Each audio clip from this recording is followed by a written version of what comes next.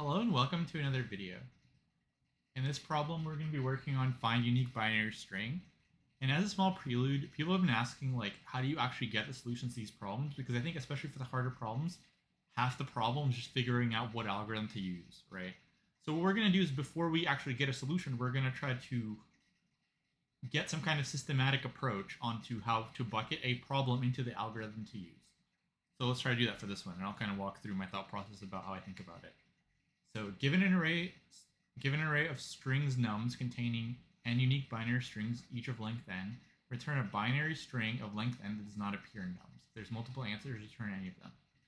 So in the first one, we have some strings, 0, 1, 1, 0, and so one string that doesn't appear in any of them is 1, 1, another one is 0, 0.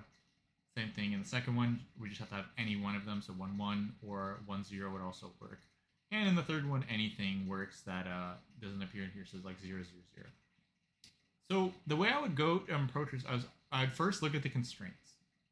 So it says n equals num's length, which means, it can only be 16, right? So if the array is length 16, that's the longest it can be, is an array of length 16, and each one of these would be a 16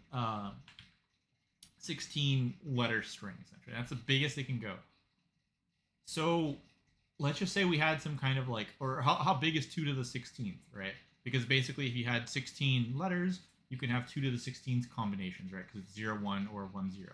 So something like 2 to the 16 is something like 65,000. So we already know that we can generate every single one of these strings, and a string would be 16 characters, and there are 65,000. So it'd be like 65,000 times 16, let's say, to generate all these, something like that. So we already know a brute force is possible. Now that we know a brute force is possible, we can kind of bucket it into a brute force or backtracking or any of that. And now we just have to figure out, now that we know, we can straight up generate every string possible. One solution could be straight up generate every string possible, subtract these, and any one of those, or actually instead of subtracting these. So at first I thought the problem asked get every single string that doesn't appear in these, but if it's only one, you can just straight up generate every string possible, and let's say as you're generating them, check, is it in here? And if it is, then make another one and make another one and make another one and keep doing that until you get one that's not in there, right? And let's say worst case scenario, that wouldn't be very long because, if this is length 16, the most strings you can have is 16, so you're guaranteed to get an answer after generating only 16 strings, which is basically super fast. So that's one thing you could do, is you just generate strings until you get one.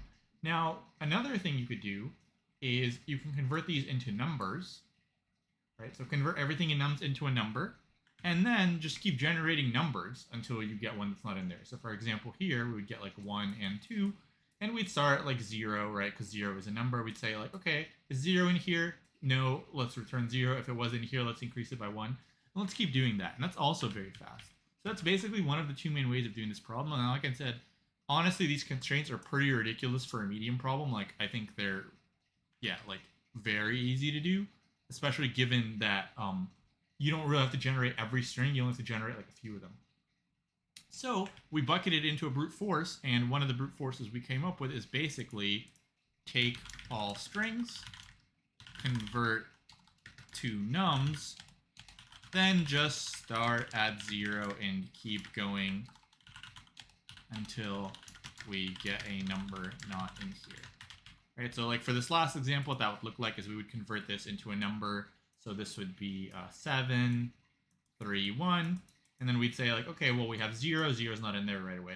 And you're going to get a number very fast because, like I said, no matter how many numbers you have, the length of this string can only be 16. So you'll only have to iterate 16 times. So you can argue this is basically an O of 1 time, and I will argue that this is basically an O of 1 time solution. So we're going to take every string, convert to a number, get a number until the number's not in there, and then once we get that number, we will convert it into a string that's length n. And that's just basic bit manipulation. So as long as you know basic bit manipulation, how to convert a string to a number, how to convert a number to a string, that's all you need. So now we're going to code it up, and that's kind of the bucket we used is first thing, we'll look at the constraints, figured out pretty quickly that it was, backtracking or just basic brute force, just generate all strings possible, right? So in future problems, this won't be as easy, but this one was like super easy to kind of get into of that concept. Okay, so now we can code it up. So basically our goal is to take every string, convert it into a number. So we're going to write a helper function because we're going to do this a bunch. So we'll say def. Also, I think this is also another good sign. I was talking to other people about this. I think when you have, like on LeetCode, you don't have to do this, but especially in coding interviews, try to use variables and helper functions and, you know, write code that looks production level ready. Because especially when I did some like mocks with people that actually worked at, you know, big tech companies, one of the big criticisms I got was, you know, your code's pretty good, but if you're using like L and R and I and stuff and everything, then that doesn't look great. So I will still do that in the LeetCode problems, but just something to think about. But especially using helper functions, like that kind of stuff, you do need practice with. Like good variable names is a little bit easier to do on the fly. Okay, so we're gonna have a function. It's gonna be called, let's say, string to num or string to int. Take a number and we will convert it into a string. So what we're going to do is essentially we're going to go through the string. So let's say our string is like this. The way we're going to convert the string is we need to convert from the end to the start, right? So if it has some values, we need to convert from the end to the start. And it's just going to be basic conversion where we're just going to go through every single value, figure out what power of 2 it is, and then if it's a 1, we'll add that power of 2 to our string. The only tricky part is normally when you do like a binary to decimal or something, you can just keep doing it until it's 0, but here you have to go through the whole string because we don't know when it's 0, right? We have to go through the whole string. So we're going to say result equals 0, and we're going to have this power of 2 variable. It's going to start out at 0, and then we can say for character in num reversed. If the character is a 1, that means we have a 1 in this power of 2. So let's add this power of 2 to our result. So res plus equals 2 to the power of 2. And then we can increment the power of 2. So we're basically going to keep incrementing the power of 2 no matter what. Every time we hit a 1, let's add that number. That's just basic, basic arithmetic, right? Like if you had a string like this, imagine in decimal, you would just say like, okay, this is a 5 times 10 to the 0. This is a 4 times 10 to the 1, 3 times 10 to the 2, and so on, right? Just keep track of the exponent, and then you multiply that number and get it in there. But in power of 2s, there's only 1s and 0s. Okay, so then we will increment power of 2 here, and now we're going to have a number, so we can return it. And now we're going to get a variable for the length of nums just to figure out like how long our string needs to be.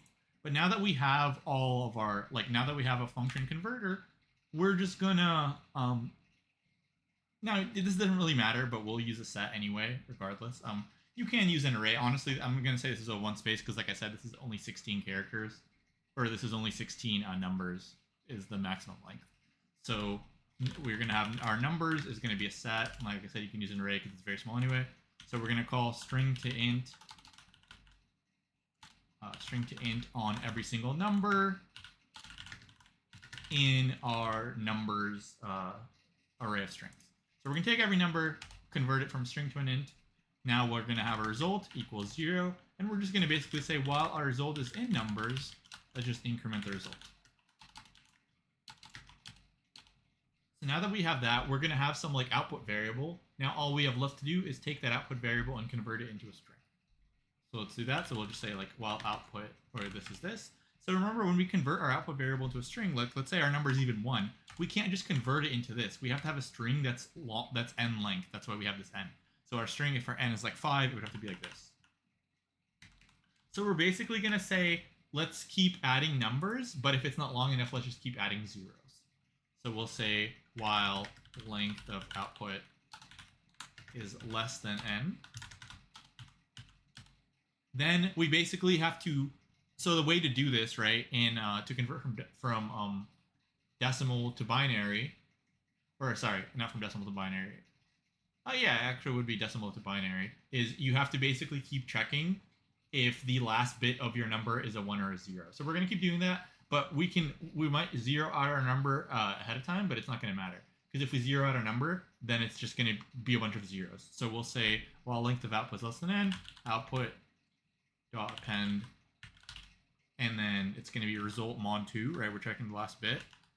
But we also need to convert this into a string. So we're going to have an output array, and we're going to have that. and then we are going to divide result by 2, or you could bit shift. Either one works. Yeah, I guess we can even do this. So instead of mod 2, we can do a bit operation. So we could do this way. This is also fine. And then this is going to be bit shifted to the right. I think I can do something like this. So essentially take last bit, get rid of it, and then bit shift to the right. So now we're going to have some like array of strings of all our bits, but it's going to be backwards, right? Because our first bit, we will append it. Let's say it's a 1, then we'll append our second bit, then we'll append our third bit, fourth bit, and so on, right? So essentially, the most significant bit is going to be on the right, so we basically need to reverse it and then join it up and return it as a string. So we'll say return join output. Now there's a few ways to do this, so whatever way makes sense to you. Just to convert a number to a string is fine, but essentially you're just taking one bit at a time and you keep adding to it. And then what's going to happen here is if this is 0, before this is the length of this, then basically this will always be 0 and this will always be 0. So you're just going to keep adding a bunch of zeros. Okay, and let's see if we get a solution here.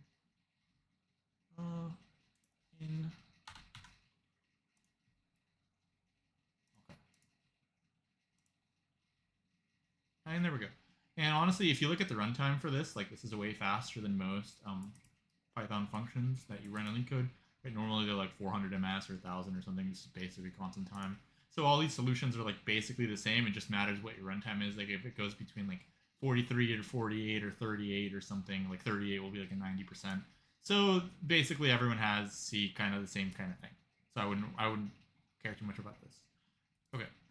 So I'm going to argue that this is actually of one time, reason being, so like I said, we only have 16 numbers max, because if we go back to our constraints, n is only 16. So we have 16 numbers, they can only be 16 bits, so it's like 16 by 16, right, to convert everything. So constant number, it can't be any bigger than that. Now you can say it's like, if you still wanted to use n, I would say it would be something like, probably like n log n or something, because essentially to convert a number from a string, actually I would say it would be more like n times m, where m is the length of the string, right? So if the string is like five letters, it would be 5 and so on, right? So it'd be n by m, where m is the length of the string, something like that. Or O of 1, just because, like I said, it's only 16 strings. And as far as like the result as well, like this doesn't count as part of it, and the set is also very small. So either this or O of 1, and space, same kind of thing. So this set is technically gonna be all unique string to ints, and so basically it'll contain like n numbers, I guess. Yeah, it'll contain n numbers where n is the length of the string. So something like this, or like I said, O of 1, because only 16 as well.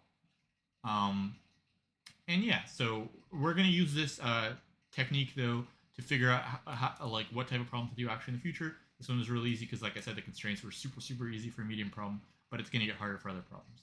So hopefully you like this one, and if you did like it, please like the video and subscribe to the channel, and I'll see you in the next one. Thanks for watching.